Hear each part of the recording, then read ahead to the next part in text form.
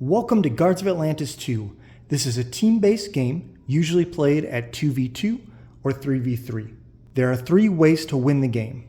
The first way to win the game is to kill enough enemy minions such that your team wins a minion push when you are adjacent to an enemy's throne zone.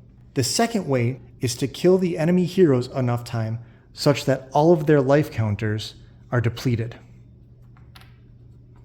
The third way is to win the final lane push, which occurs when the final wave counter is removed from the game. The map is divided into 7 different zones. There are 3 zones where minions can spawn. Additionally, each team has a throne zone, and then there are 2 additional zones where heroes can move through. The zone that currently has minions in it is called the battle zone. At the beginning of the game, the middle zone is the battle zone. The game is played in rounds, and each round consists of 4 turns, as noted on your player boards. Each turn, everyone simultaneously chooses a card from their hand and places it face down in front of them. Then, once all cards are face down, everyone reveals their cards.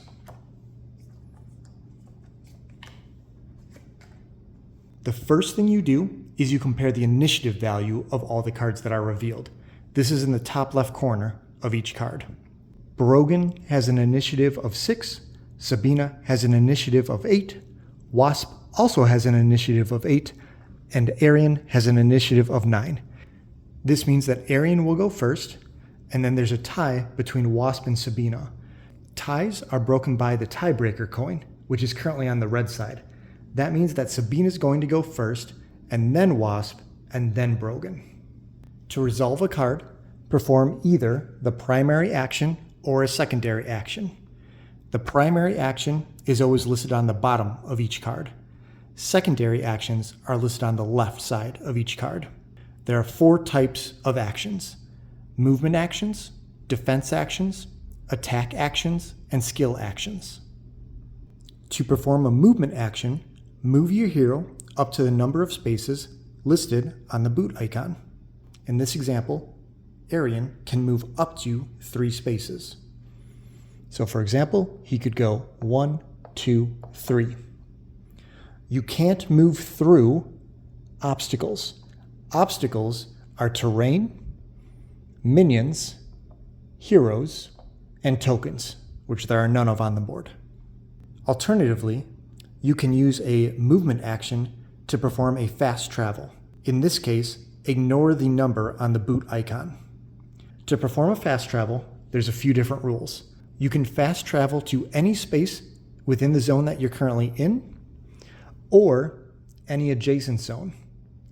However, the rule is there can be no enemy minions or heroes in the zone that you are in, or the zone you want to travel to. So in this case, Arien can use the movement action of this card to perform a fast travel. He could move here, or he could move from here to here. He could not fast travel into this zone because there are enemy minions and heroes, and he couldn't fast travel into this zone because they're not adjacent as shown by this terrain. In scenarios where the movement action is the primary action, you perform the text on the card in addition to moving. However, if you use the movement action to perform a fast travel in this scenario, you would ignore the text on the card. Once a player completes their action, they would slot their card into their player board. So let's just say that Arien moves 2 using this movement action here. Now, let's talk about attacking and defending. The number on the sword icon represents the strength of the attack. Additionally, some cards have ranged icons or radius icons. In this example, the card has a range of 2, which means you can target units up to 2 hexes away from your hero. So for example, Sabina could target this minion. If you attack a minion, it is defeated regardless of the strength of the attack. There are 3 types of minions: melee, ranged, and heavy. When you defeat a melee or ranged minion, you gain 2 coins, which you can put next to your player board. If you defeat a heavy minion, you gain 4 coins. However, heavy minions cannot be targeted until all of their allied melee minions and ranged minions are removed from the board. Now, let's talk about attacking heroes. Let's say, instead of defeating a minion, Sabina decides to target a hero. In this case, Sabina has a range of 2, and she would like to target Wasp. Note that there are no line of sight restrictions in this game. Heroes can attack through obstacles like terrain, minions, other heroes, and tokens. When you attack an enemy hero, they can block the attack by discarding 1 card from their hand. To calculate the strength of the attack, take the value on the sword icon, then factor in any text on the card. Finally, add any attack items that the attacker has. I'll explain how to get these items later. In this example, Sabina is attacking for 2 plus 3 because Wasp played an attack card, plus 1 for Sabina's item.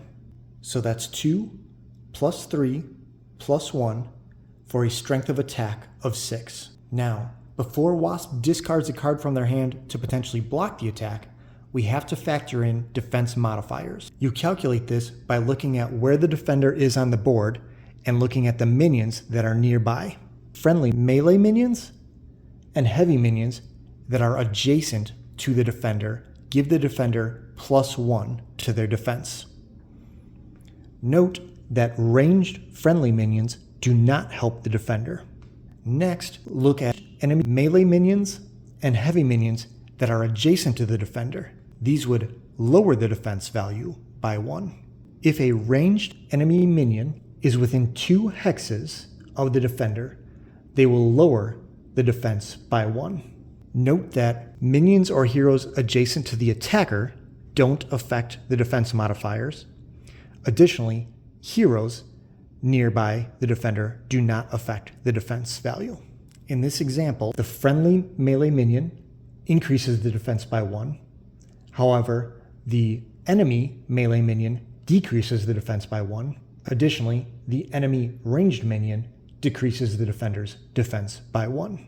The final part of the attack calculation is to consider the defense items that the defender has. In this case, they have a defense value of 2. So to calculate everything, Sabina is attacking with a strength of attack of 6. So that means initially, Wasp would have to discard a card with a defense value of 6 or higher from their hand. Wasp also has -1 based on the minion defense modifiers, so they'd actually have to discard a card from their hand with a defense value of 7 or higher. However, Wasp also has 2 shield icons, which increases their defense value. So in conclusion, Wasp has to discard a card from their hand with a shield value of 5 or higher. Let's take a look at Wasp's hand to see if they can block this attack. This card has a shield value of 2, so that won't be able to block the attack. This card also has a shield value of 2, so that won't be able to block the attack either. This card has an exclamation mark for the shield value. That means as long as you meet the criteria on the card, you are able to successfully block the attack, regardless of the strength of the attack.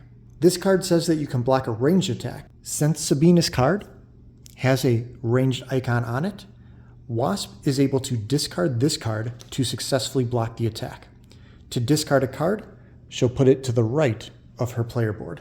However, let's say that Wasp didn't have this card in their hand, or maybe they chose not to use it.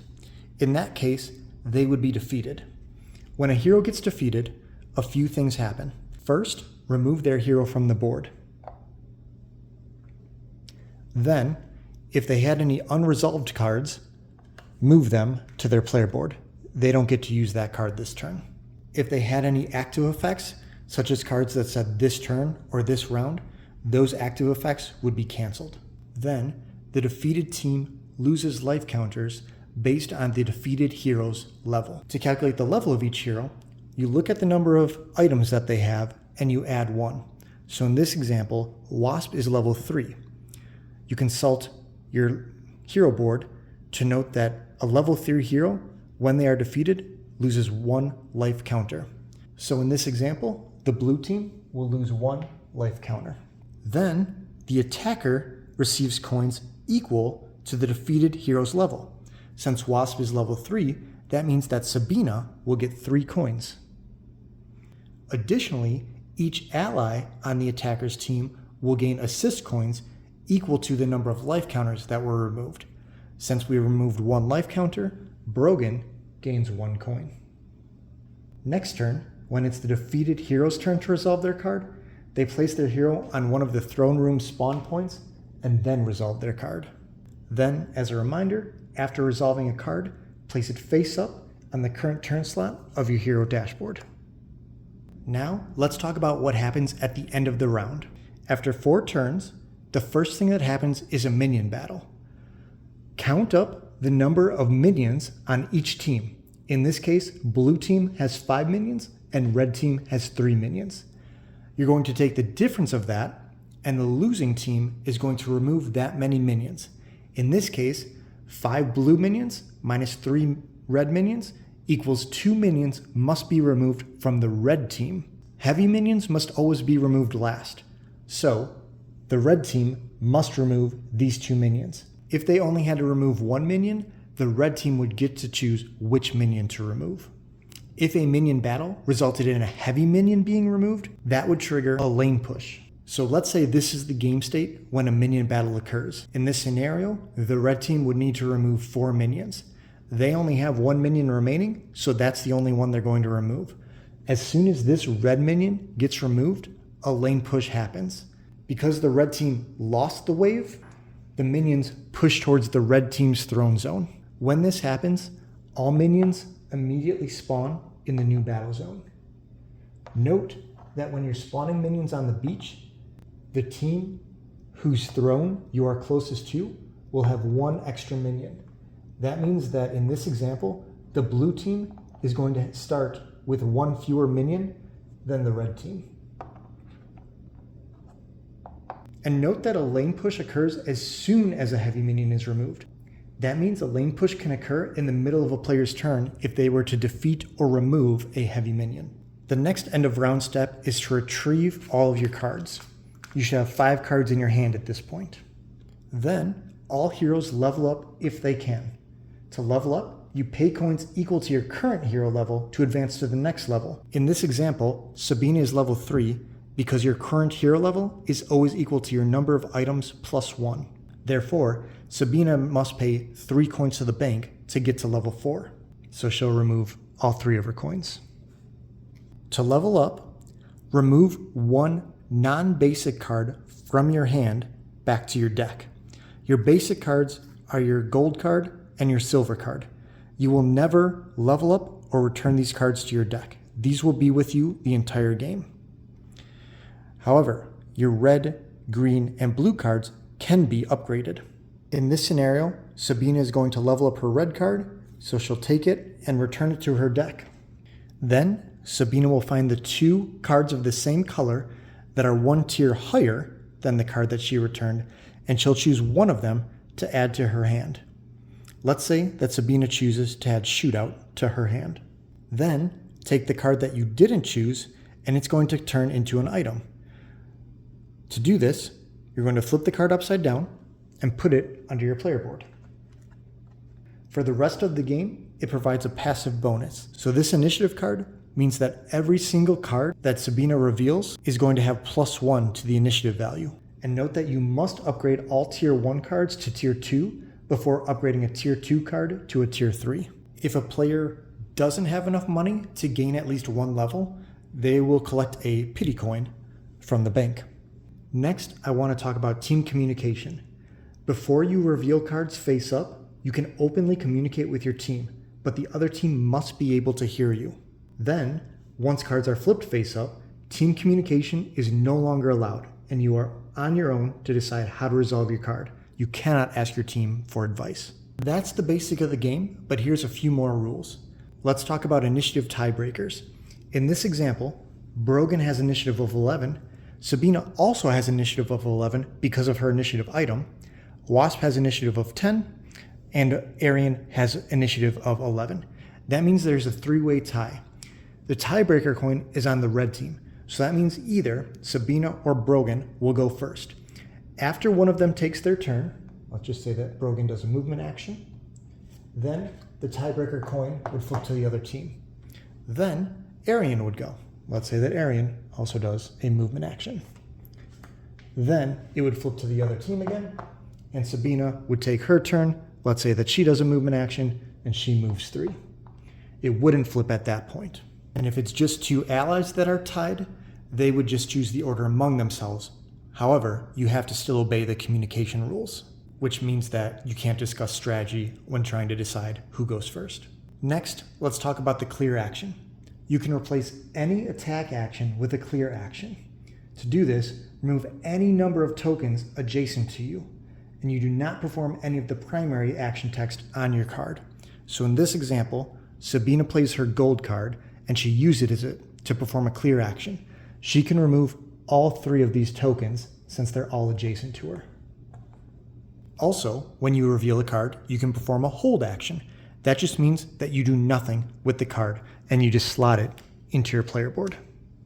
Some cards have effects that say this turn or this round. When you play the primary action of the card and you slot it into your player board, you turn it sideways to indicate that the effect is in play. If a minion ends up outside the battle zone after an action is performed, such as by getting pushed, move it to the nearest empty space of the battle zone, following the shortest path. If there's a tie, the team that owns the minion gets to choose. For example, let's say that Wasp plays Kinetic Repulse to push a minion 3 spaces. The minion would go 1, 2, 3, and then there are 3 options that are the shortest valid path back to the battle zone. The red team would get to choose which of these spaces the minion ends up in. If you need to spawn a minion, but the spawn point is occupied by a non-token obstacle, the team that owns the minion chooses the nearest empty space of their choice in the battle zone. For example, Wasp is covering up a red ranged minion spawn point. If the red ranged minion needed to spawn in, the red team would have 4 options to choose from. If the spawn point is occupied by a token, the token is removed and then the minion spawns. For example, if a red melee minion needed to spawn here, this token would be removed and then the minion would spawn in. When leveling up, you can and must level up multiple times at the end of one round if you have enough coins. So let's say Sabina is level 4 and ends the round with 9 coins. She'd pay 4 coins to get from level 4 to level 5, and then she must pay 5 coins to get from level 5 to level 6. When you reach level 8, gain your ultimate card. Place it face up near your hero dashboard and not in your hand. You have the effect for the rest of the game. At the end of each round, all tokens and markers are removed from the board unless the card text says otherwise. Tokens are hexagonal, and markers are circular. These would all be removed at the end of the round unless the card text says otherwise. Tokens are not removed when the hero who placed them is defeated, but markers attached to defeated heroes are removed. And that's how you play Guards of Atlantis 2. Thanks for watching.